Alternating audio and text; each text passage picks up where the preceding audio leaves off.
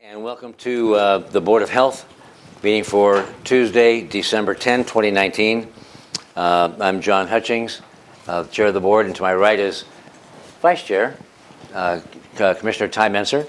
To his right is Lydia Hodgkinson, the Clerk of the Board, and to her right is Liz Davis, who is the Director of Child, Family, and Community Wellness. And Community Wellness, okay. And County Manager Ramiro Chavez. And so look for an approval of the meeting, or the agenda rather. Want to approve agenda. A second, any discussions on the agenda? Nope. All in favor say aye. Aye. We have an agenda. Approval of the meeting minutes. Move to approve meeting minutes from October 8th, 2019, and November 5th, 2019. Yeah, and I second that. So it's moved and seconded. Any changes to the minutes? Nope. All in favor say aye. Aye. That motion carries as well. That takes us to item number 2 on the agenda. It's a proclamation, HIV and AIDS Awareness Month. So I'd like to turn it over to Patrick Judkins, who works in our Syringe Services program and is also a case manager in our communicable disease division, to speak about this proclamation.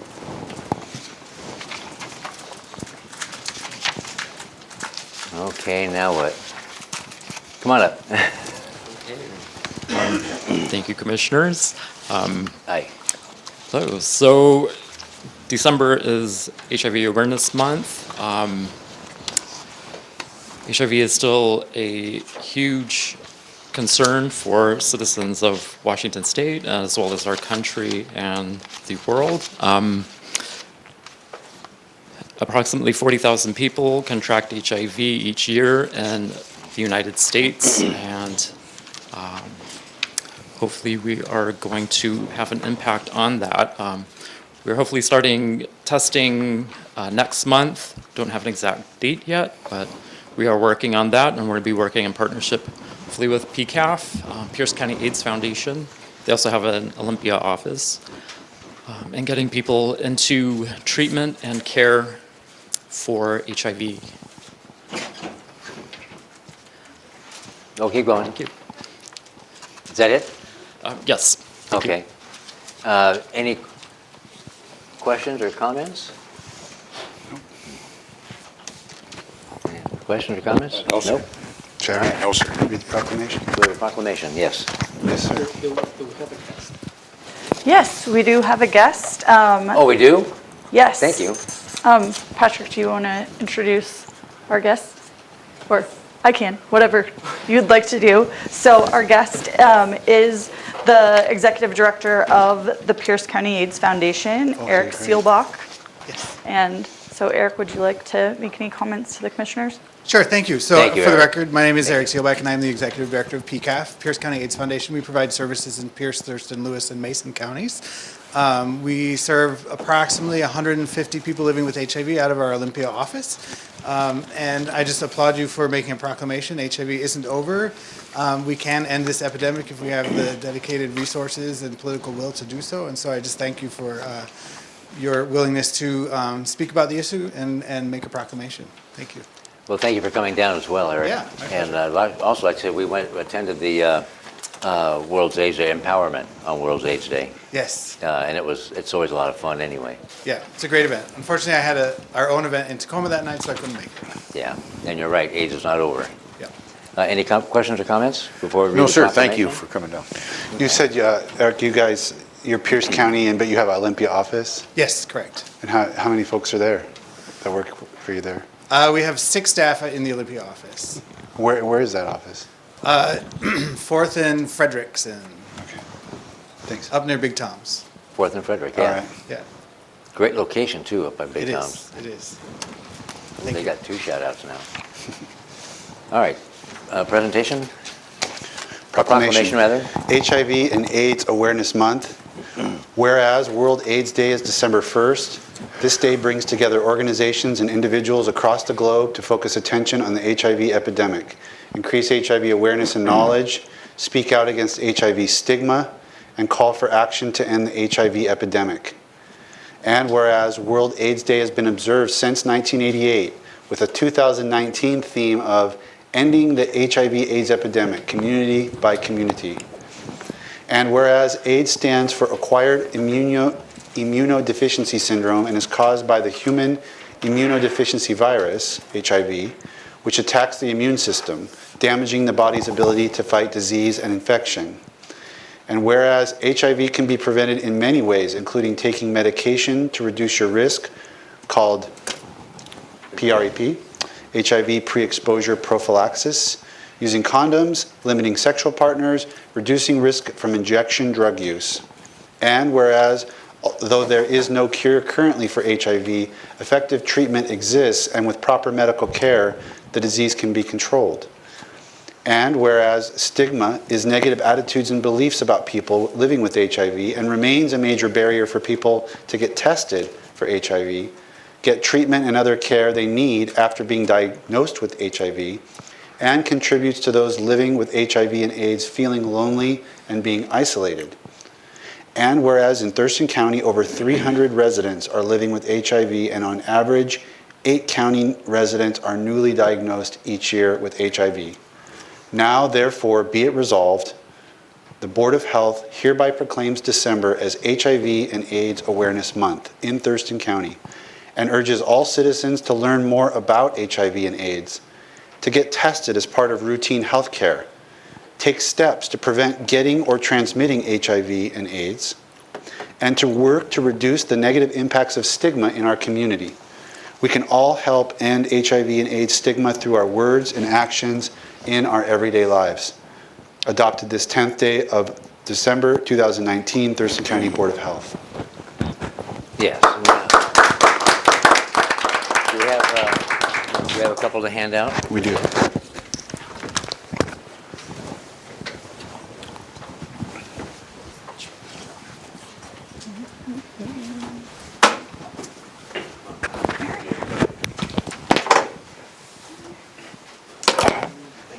Good on the side.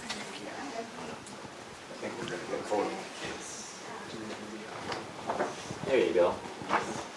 Oh, perfect. Smile. Thank you. Thank you all for coming all the way down. Good job. Thank you. Keep up the good work. Thank you. All right. You, sir. Me too.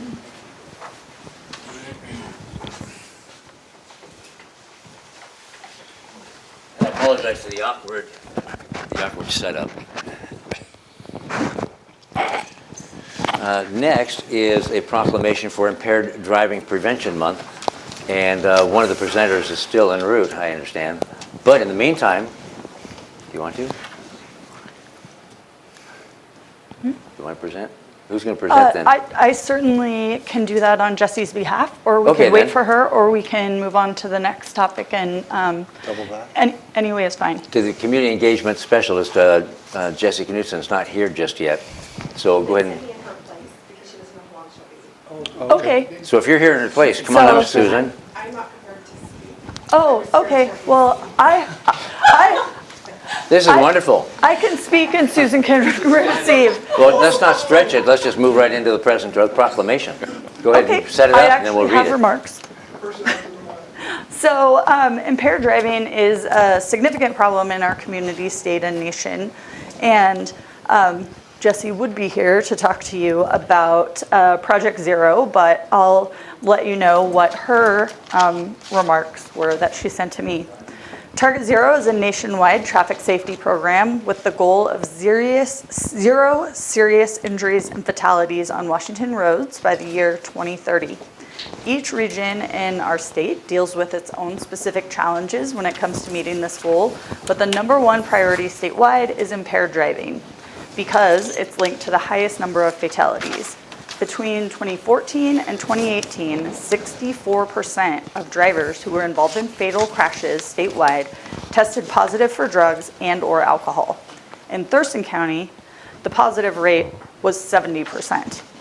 While both locally and statewide, there's been an overall decrease in driving under the influence of only alcohol, we're seeing rising numbers in polydrugged driving, or driving under the influence of more than one substance, Here she Ta-da. is. You want to I pick am it up? so sorry. No It's all right, worries. don't apologize, Jesse, So in welcome. Thurston County, when a driver was positive for alcohol or drugs, 73% were positive for THC as well.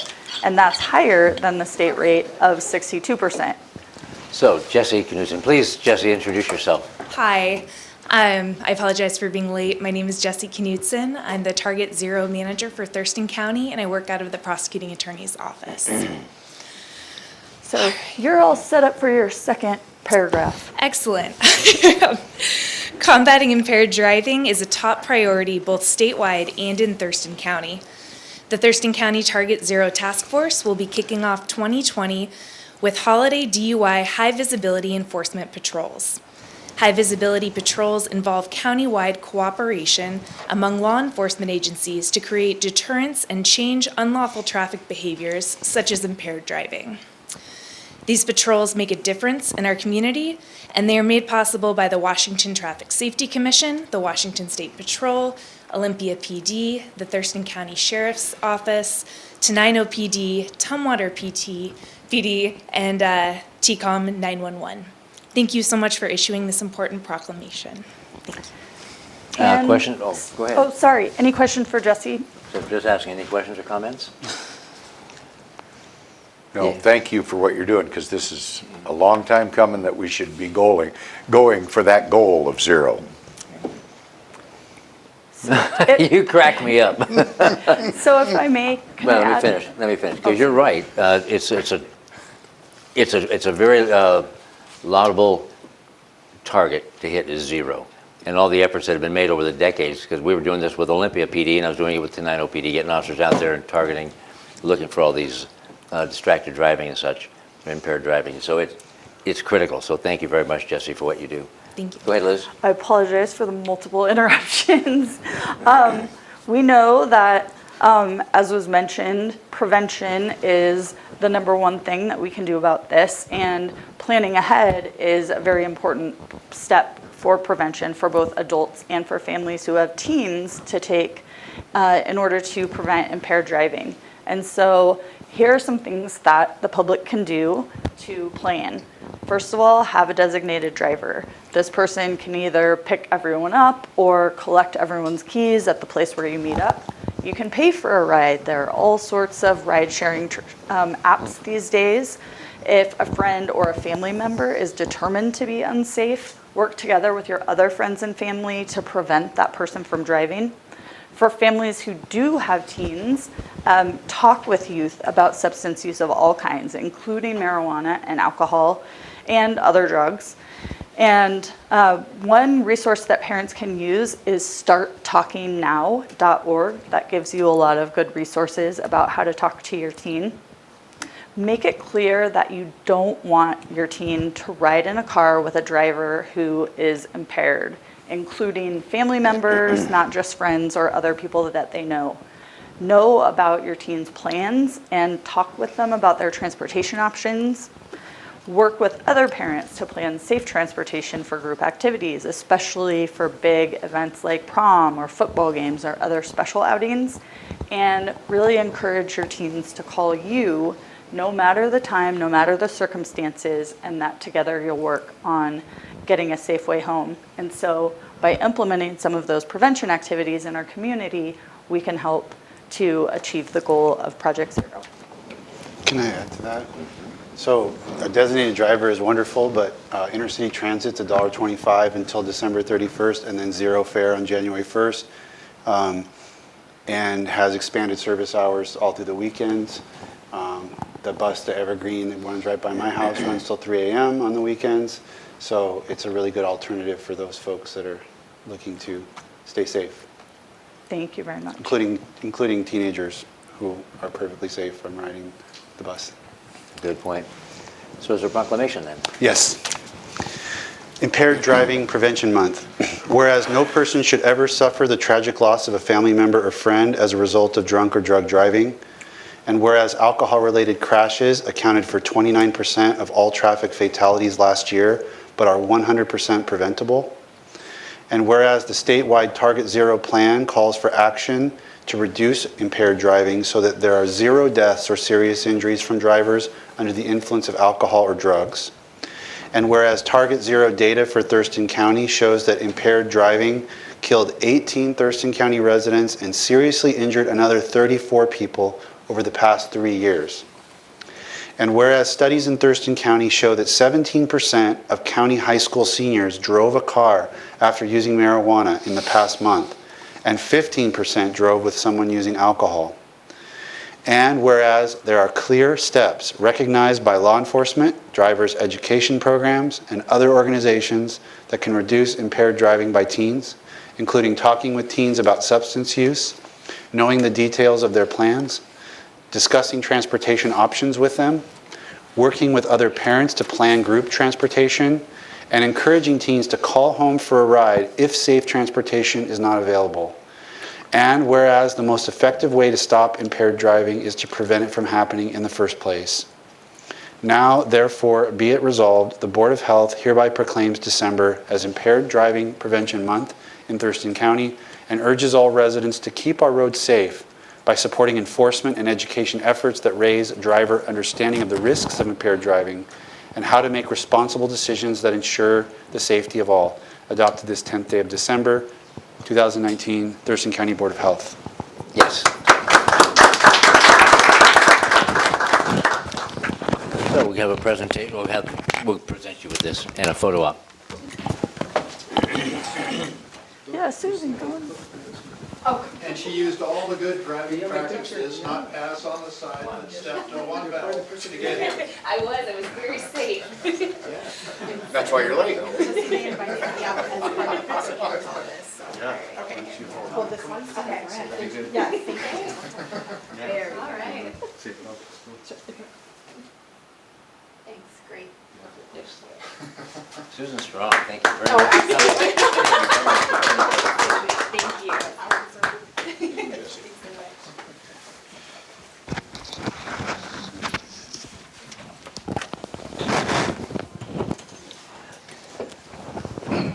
So you can see how seamless this is, these board meetings. Number 3 is an opportunity for the public to address the board. Has anybody signed up to address the board? There's no sign. Nothing? Okay. Oh, wait. I want to speak. So nobody signed up? Okay, then we're, no. There's no sign. Would you like to speak? Come on up, Terry. You know the guidelines, so thank you very kindly for adhering to that. Thank you. Been on this rodeo before. Terry Ballard, ladies and gentlemen. Good afternoon, my Board of Health. My name's Terry Ballard, and I live in Tanglewild. I'm having a little problem here discovering fact versus fiction. Years ago, on the corner of Husky and Carpenter, Tanglewild and unincorporated Thurston County installed 3 dry wells. We also have 3 wells in the park that we use for drinking that is contracted by Thurston Pud. There is some shellfish or septic fee that we're paying, which we shouldn't be paying. Each one of those is supposed to be reviewed every year, but instead it's being used as a cash cow for the entire county who pays the fees. And I need this fee to stop, okay? Because all the tests show that Woodland Creek is clear and it's not a septic problem. Going into septics, okay? Inspection of stormwater systems is very, very important because whatever you put on the ground, be it fertilizer, animal, or now human, okay, goes into our stormwater system. We do have illicit stormwater combination of stormwater and sewage, and when there's an abundance of rain, we have raw sewage, preferably, I hope it's not, but it is, being dumped. And I was just wondering if the health department is out testing these so we can get the generator of the waste, which is the sewage treatment plants, to clean up especially Capitol Lake and Bud Inlet. Okay, we got 9.5 million gallons of untreated, 9.5 million of what they call gray water, which contains 475,000 gallons of untreated fluid. And that ain't account for the sludge that's being dumped all over the county. There again, generate the waste. There again, what is my health department doing to correct this problem? And that the systems that they just bought and supposedly updated continue to do 95% of the fluid. I want to know what's going into Butt Inlet, okay? And the health department needs to be energized to do that, okay? When illicit stormwater is in abundance, it does go into the, raw sewage is being dumped. We need to start cleaning the system up. We need to start getting rid of those illicit combination sections. And I'm very important on that because I've looked at all your treatment plants that lot runs, and you should just go on their website and look. This stuff is being dumped. Only 95%, but it's being dumped into our waterways and everything. And I think this is a problem that we're having with the shellfish problem, that we can't harvest shellfish right now in Butt Inlet. And I think the sewage treatment plant that sits right there on Butt Inlet is one of the problems, but nobody's testing that out. Everybody's blaming it on septic, Terry. and I just don't understand it. Thank you. Thank you, Terry. Now we're moving into department items, and agenda item number 4 is the Syringe Services Program Update. We have Mariana Garo.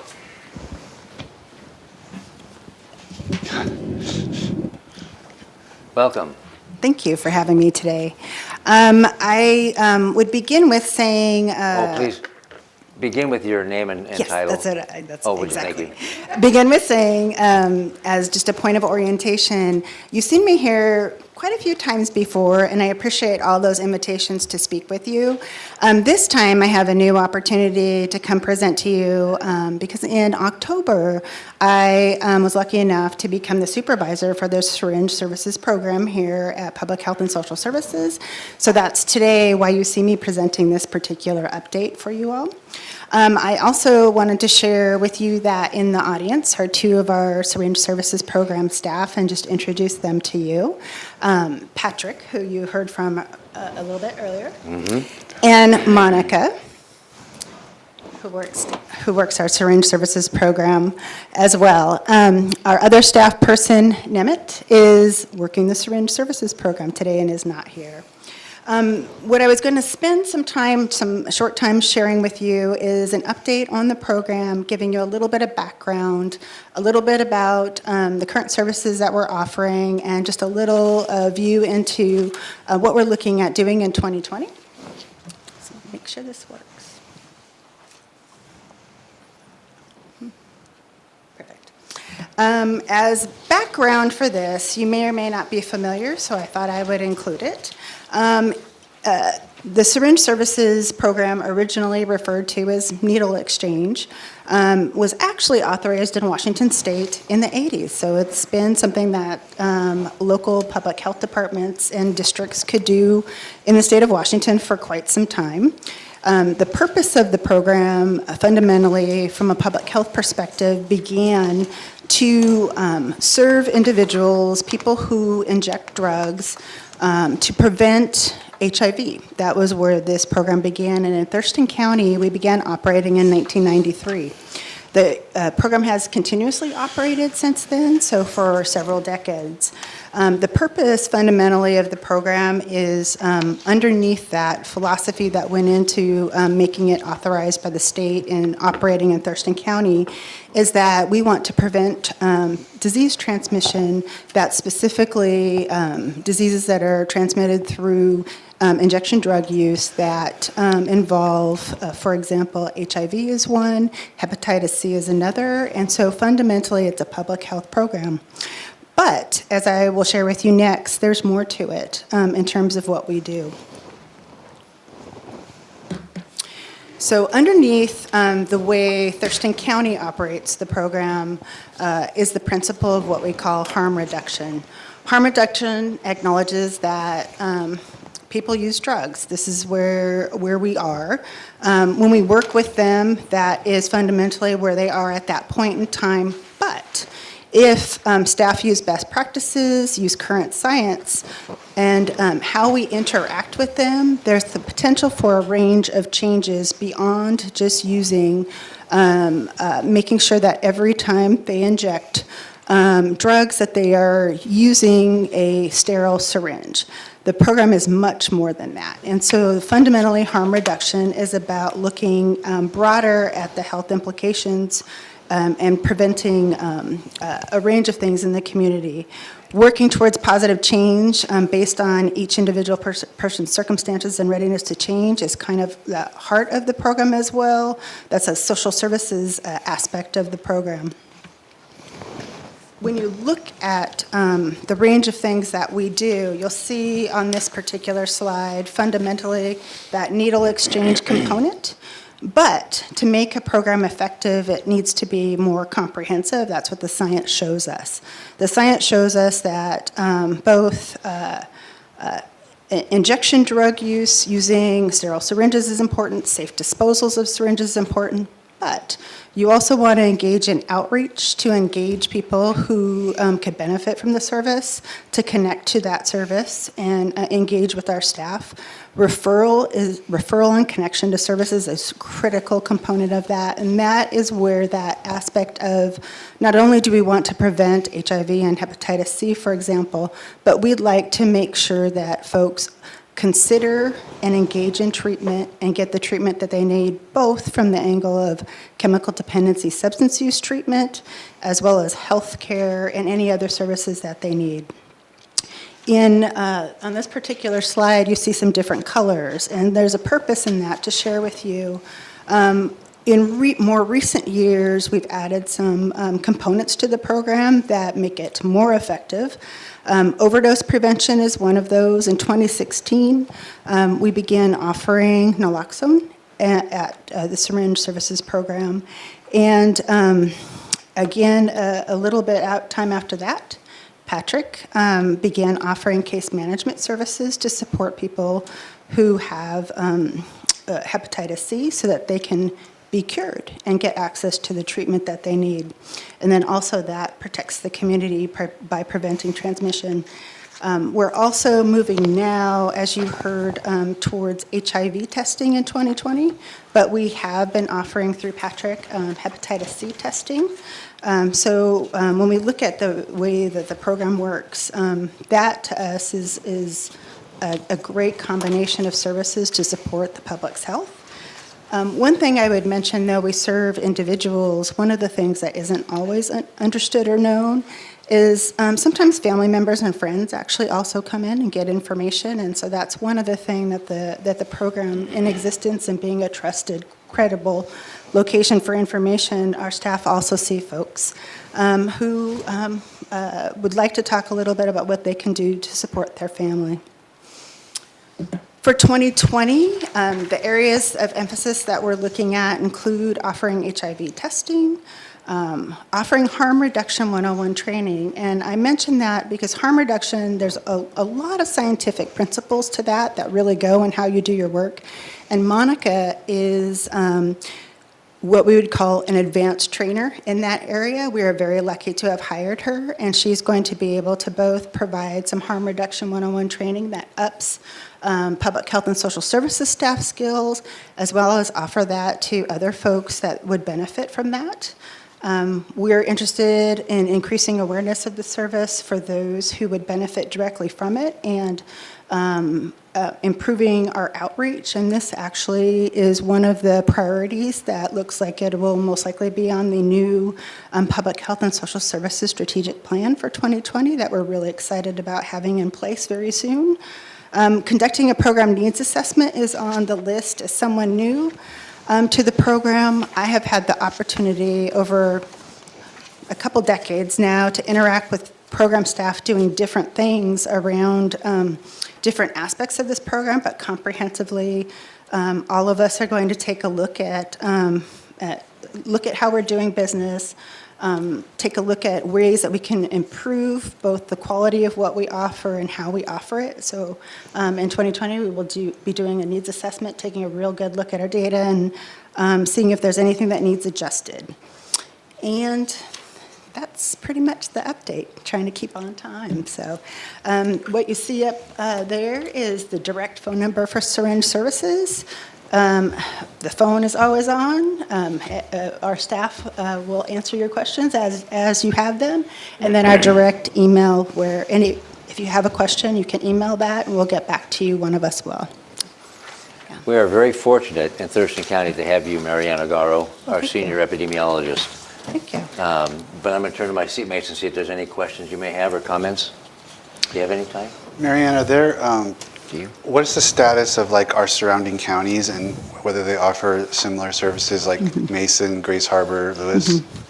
I may need some help from behind me, but what I could start with is Mason County has a syringe service program. Not as comprehensive as ours. I believe has been in existence about 1 year. Lewis County actually has a syringe services program that just began, operated by a nonprofit. Grace Harbor has a syringe services program offered by their Health and Human Services. Pierce was the first one in the state. So from a surrounding county, we now, didn't used to be when I first began working with this program, there was really nothing around. Now we do have neighboring counties that do have some element of service available. Your other staff member, is it Namath? Just tell him thank you. Like our sons played soccer together, against each other. Ooh. And so we met at Pioneer Park watching soccer, and he explained to me all about the program and invited me down, and then I got to meet Patrick and Monica. And That's wonderful. They showed me how everything worked. I'd never really seen That's good. the program. So Thank you for coming and Yeah. for wanting to do that. That's wonderful. Thank you. Commissioner? Do you bring in more needles than you give out? We do, a lot more. I was about 19% more. I don't have the exact figures in front of me of what that equates to in raw numbers, but when I looked at coming in new, looking fresh at some numbers, that's what it was about in November, the early part of November. Absolutely. Marianne, I have a couple questions. Number one, on the previous slide, or the second previous slide, it shows you say offer HIV testing. What's that cost? Do we have grant money for that? And what does that entail? Does that take time to get it back? And then how do we, as you're coming up, how do we get the results back to the individual being tested? Okay, I'll let Patrick answer that. So yes, we have a grant through the state that is going to be paying for this. Or actually, the state has funding for that, and then my position is actually funded through the state. It's an antibody screening, so they'll have test results within 20 minutes for the longer test, and then there's one that's really fast. It's about a minute to get the test result after about 5 minutes of getting it prepped. Okay. So it'll be quick. And offering harm reduction 101 training, to whom? To individuals that are using or exchanging, or to the general public? This would be to staff of Public Health and Social Services. So staff, okay, Yes. in-house? Yeah, in-house, and then are we looking, and possibly beyond. Okay. Yep. And then the last one is conduct a program needs assessment. And who would conduct that? Explain that, would you think, Marianne? So for, in my previous job, bringing that in, still doing that job also at this time, I've designed a lot of needs assessments. And so what we would do in terms of designing that, we take a look at how other programs like ours have done that, what tools they used, how they got feedback from the people who use the service, individuals as well as family members who might come in, taking a look at our program data. We'd basically be designing the questions that we would like to have answered and the methods that would do that, and then produce a summary report that would be available of any opportunities to improve as well as any gaps we identify. And here would just be an example. It doesn't necessarily mean we would then fill that gap, but identifying the gap can be important. And you may have heard this from me before, but Patrick's work in case management does identify gaps because he's looking at how to connect people to the services they need. One of the things that comes up an awful lot is oral health, dental care. That may not fit our service, Yeah. but knowing that information, and then we also work with the Thurston Oral Health Network, we can share that with another group who's focusing on that. So that's kind of the process of that, so. Great, wonderful. Thank you. Gave me answers. Okay, thank you. Thank Thank you you very very much for your much. time. Takes us to agenda item number 5, Thurston Thrives Year in Review. Liz? I will kick it off. So as most of you know, Thurston Thrives is a public-private partnership. It's 7 years old now. It's designed to engage the entire community in improving public health and public safety. It's a countywide initiative that takes a systems approach to identifying priority health outcomes and implementing cross-sector strategies to achieve them. Through Thurston Thrives, literally hundreds of community members have come together in 8 action areas. Those are clinical and emergency care, community design, economy, climate and clean energy, food, housing, public safety and justice, and children, youth, and families. In 2013, this initiative was founded by the Board of Health at that time. Partners from all over the community, more than 300 individuals and organizations convened around several different action areas, which we just mentioned, with the goal of improving overall health. In December 2014, Thurston Thrives transitioned from a county-led process to a community public-private partnership. The Thurston County Chamber Foundation was selected by the community at that time and also by the board to serve as the backbone organization for the initiative, to provide staff support, to provide fiscal agency, and also to facilitate continued community involvement in helping all of us become healthier. Thurston Thrives continues to be overseen by a coordinating council, of which Commissioner Menser is a member, that is made up of representatives of all of the different action teams and then also other cross-sector representatives. In the past year, each of the Thurston Thrives action teams has been working on a variety of topics and activities and projects, and I'll give you some of those highlights. The Partners for Children, Youth, and Families team, which Commissioner Hutchings chairs, has chosen a focus area of youth mental health and suicide prevention and has begun hosting trainings on those important topics, with more to come in the coming year. The senior housing team hosted a regional senior housing summit where 105 attendees learned about the ways that they can be active in efforts to increase senior housing and raise awareness about the senior population's unique needs in regards to housing models and funding. The Climate and Clean Energy Action Team, which is chaired by Chris Hawkins, has continued to provide support for the Regional Climate Mitigation Plan, which details a plan for how to reach emissions reductions targets. The South Sound Food Systems Network collaborated with 3 Washington state agencies to improve infrastructure to redirect surplus foods from schools, restaurants, and grocery stores to get it to hungry families through the Thurston County Food Bank. And the Community Design Action Team, which is also staffed by our very own Chris Hawkins, has accomplished a new trail connecting path at the end of Ensign Road in Olympia, as well as provided a new trail access point and new bike racks at the Lacey Boys and Girls Club.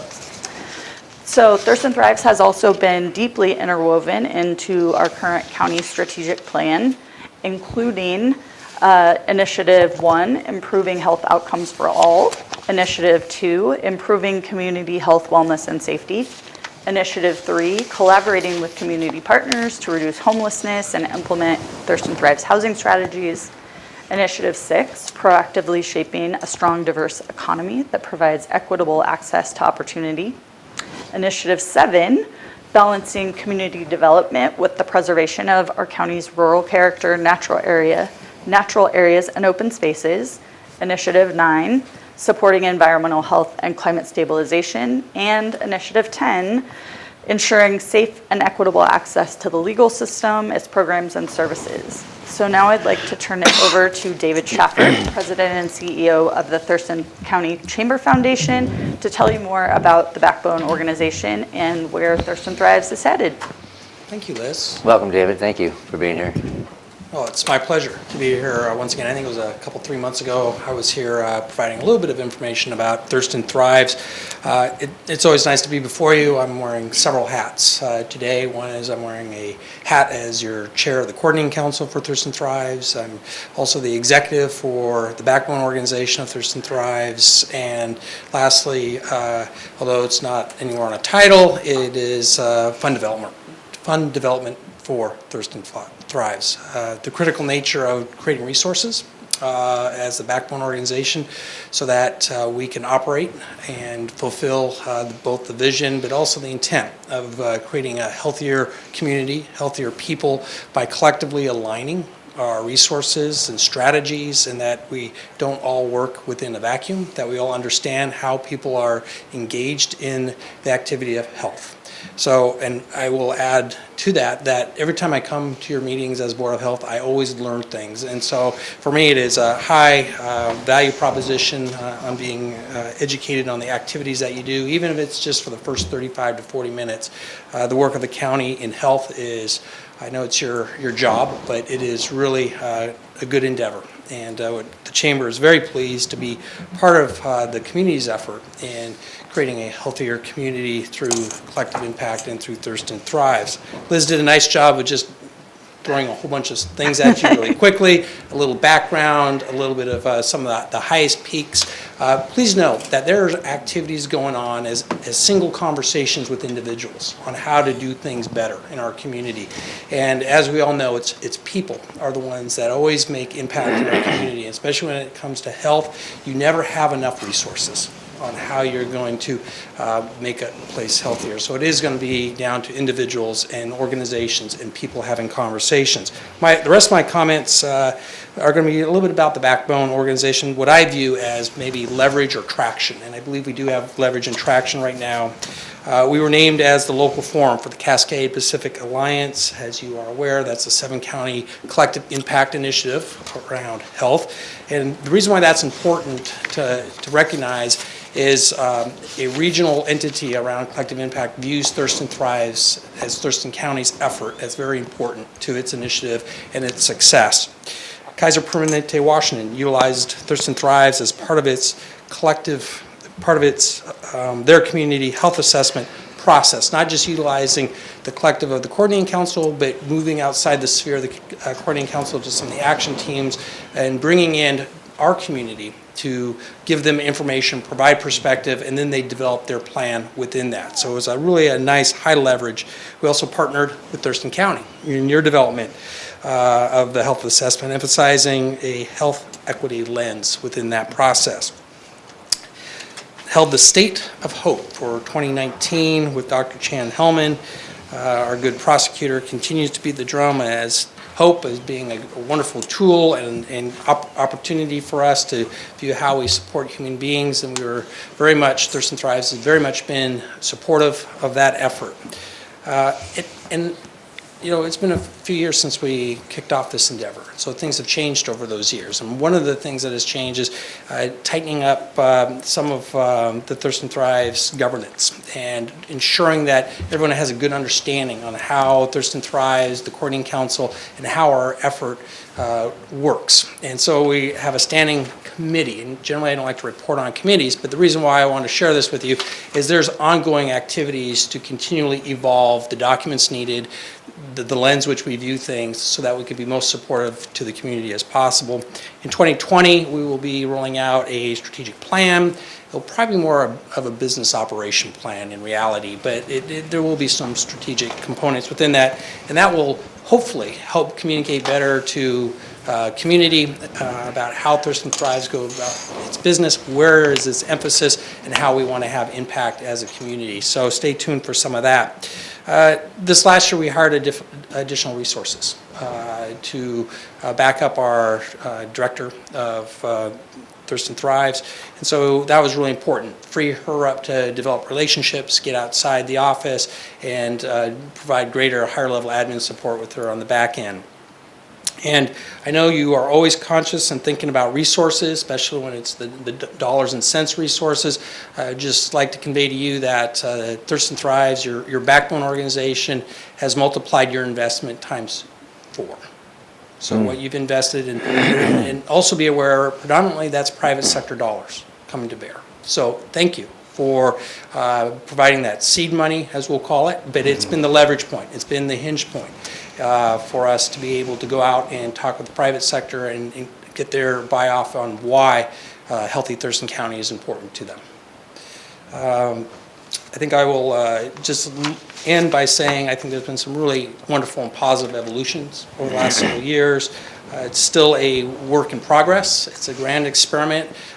We sometimes sit back and go, well, we maybe bit off a whole bunch more than anyone can possibly chew when you take a look at all the impacts to one's health, and that we're trying to find strategies around many of them. That's a big endeavor, and it's bold, it's bodacious, and I give everyone in our community credit for taking that on. I am stepping down as chair of the coordinating council, but you'll still get me as your backbone entity. And it'll be exciting to have Megan Sullivan, executive director of Together, and Chris Wells, executive director of the United Way, stepping in and taking the coordinating council to new levels. It'll be fun to watch that occur. Lastly, I want to make sure I invite you to Monday night, this coming Monday, from 4 to 6 at the Water Street Cafe. We'll be having a reception, very light on program and very heavy on celebration of this past year, and just make sure everyone knows how much we appreciate all the efforts of everyone. Happy to answer any questions or thoughts you may have. That's a heck of a return of our investment. For every $1, which is returned 4 times. Not returned, but you know what I mean. Any questions or comments? No, I spent the year with David going Thurston Thrive, so it was an interesting year to watch the organization evolve a little bit. I think it evolved a little bit. I mean, obviously, it's my first year, but it seemed like we worked hard on defining some scope and mission and some governance and Most definitely did. how we connect to our action teams, so that's positives. Questions or comments? Well, if you're running out of things to do, how about fix the vaping issue for us? Fix the vaping issue. Well, I know we do have strategies, especially early, the youngest of young people that are being introduced to that. So I know that there's an action team that is addressing it. I'm sure we could probably peel it away and provide that to you, Commissioner. Thanks, David. I checked my calendar, David, and it's on my calendar for Monday. Okay. Because the Seahawks won't be playing. Right. But I have a couple questions real quick, and that Please. is in 2013 when the whole initiative kicked off, there was about 300 people and organizations that came together. About how many do we have now? Well, you have active participants of at least 150. Oh, gosh. And housing alone is 1/3 of that. Wow, okay. And then you have, different organizations that come in and come out. It kind of depends. I would say people that are really hardcore, yeah, you're about at that 150. Then you know. That's still impressive. Oh, it's a lot of people. Yeah. And so you already hit on my other question, and that was going to be the year in review, the highlight, and then foreshadowing next year, but you already did that. Strategic plan and new council chairs. But I do have a question. That is, what is it the Board of Health or the commissioners can do to help further the efforts? Well, I think having Commissioner Menzer sit on the coordinating council is helpful. I think as you have conversations with your other colleagues in other governments, it's because it was a Thurston County initiative to start with, and now it's kind of, it is just starting. I used to use the analogy, the baby just rolled over, and now it's crawling. I think this last year, the baby stood up. And so I think what is important, and as we do our strategic plan, and as that information starts coming out, I think it will help redefine and paint another picture for other policymakers and other governments to look at how they can leverage Thurston Thrives for their initiatives and the community initiatives. So when you work with your colleagues and they have conversations about Thurston Thrives, feel free to talk about how important it is to all of you. And we would be more than happy to engage them in additional conversations as well. Wonderful. Yeah. Thank you, sir. That's it. Thank you very much, David. Have a great afternoon. Thank you. Yeah. Takes us to item number 6 on the agenda, Resolution H-3 2019, appointing alternate health officers. Yes, as you are aware, Dr. Rachel Wood, our health officer in Thurston County for several years, retired as of December 1st, and RCW's 70.05.051 through 70.05055 require us to have health officer coverage for all the time. And so because we're not going to be able to hire someone right away, it will be sometime in 2020, we need to have backup health officers, alternate health officers, and also health officers that are able to back up our new health officer when she or he are on leave or otherwise unavailable.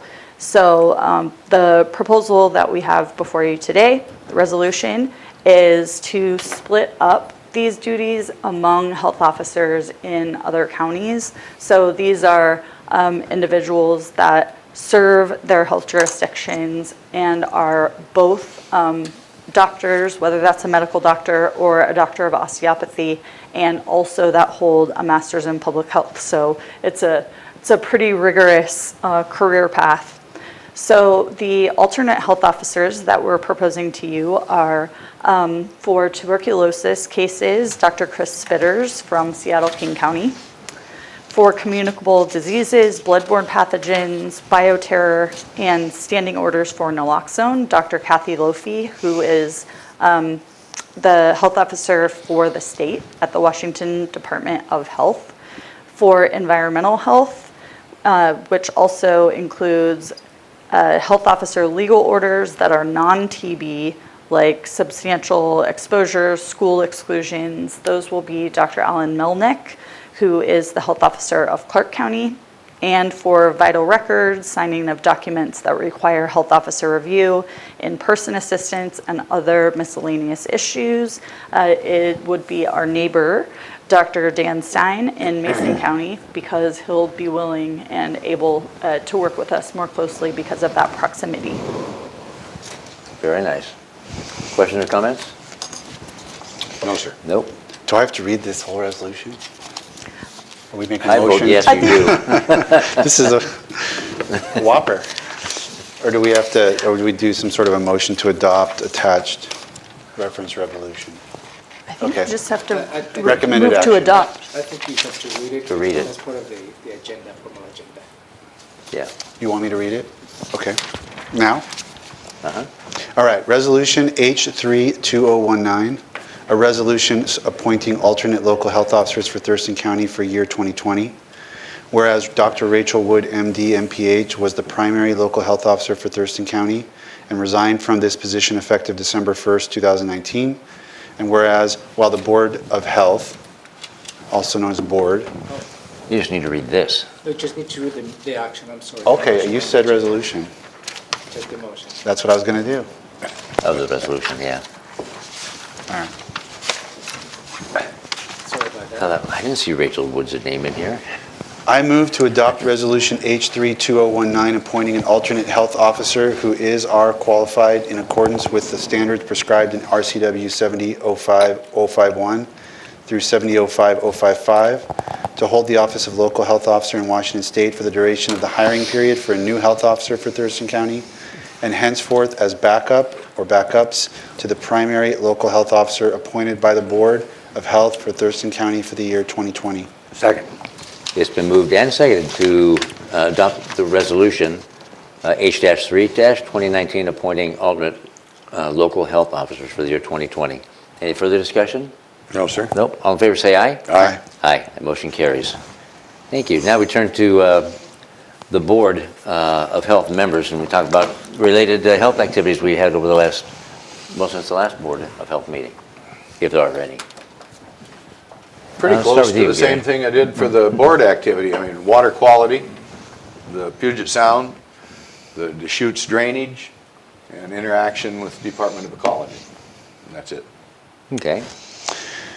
I had a few health-related things. Attended a trauma-informed training regarding improving criminal justice responses. I'm looking at Mary Ann, who's nodding. I got that title right. It was very interesting about how we can get working with our staff, corrections, and all sorts of pieces of the system to, if we know more about trauma-informed practices, we can get well, just like I said, better results. And we were specifically looking, it was by Clark County Corrections that gave the training, if I remember correctly. So they were really giving us a lot of good ideas for how to work with our citizens.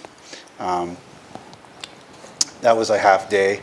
Attended a meeting while these guys were at the county conference in Spokane. I was here and had a meeting with public health staff and the regional director of Health and Human Services for the federal government, John Graham, and we discussed our local health priorities and had a very good lunch session with him back and forth on local health issues. We went to the EDC Innovation Expo, and there were breakout sessions, and so I put on my Board of Health hat and attended a session on rural health care with Director Slaughter.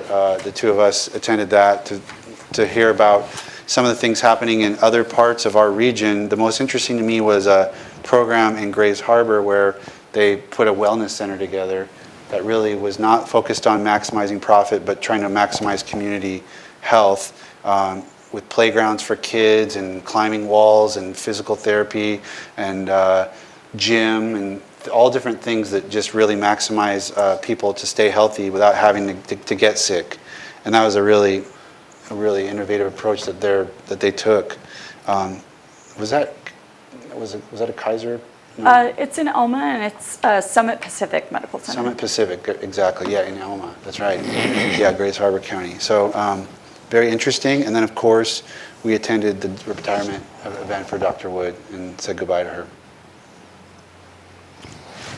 And my list of events was also working on our children, family, wellness, education. Yeah.